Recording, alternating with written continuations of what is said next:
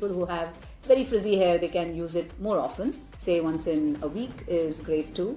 Hi guys, welcome back. So today I'm going to talk about a DIY hair mask, which is very beneficial for you because I'll talk about all the nutrients that it has, but it's also great because it does not change the color of your hair. So it's great for bleached hair as well.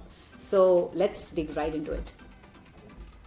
First you take one banana and you just mash it up as well as you can.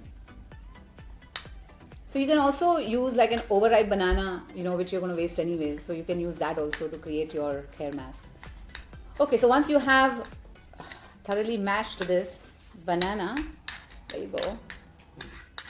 You put in a bowl of the mashed banana stuff.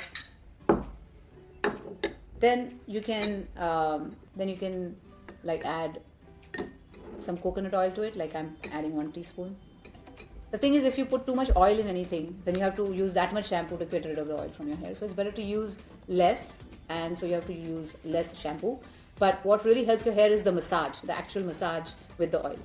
So 1 teaspoon, and then very little honey, like maybe half a teaspoon honey, because it's very sticky, the texture, and you don't want, again, a problem getting it out of the hair.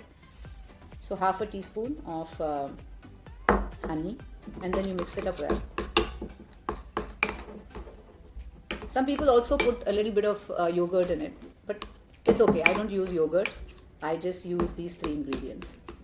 And then of course, once it's fully mashed up, you just take a little bit of it and you put it in your hair, right?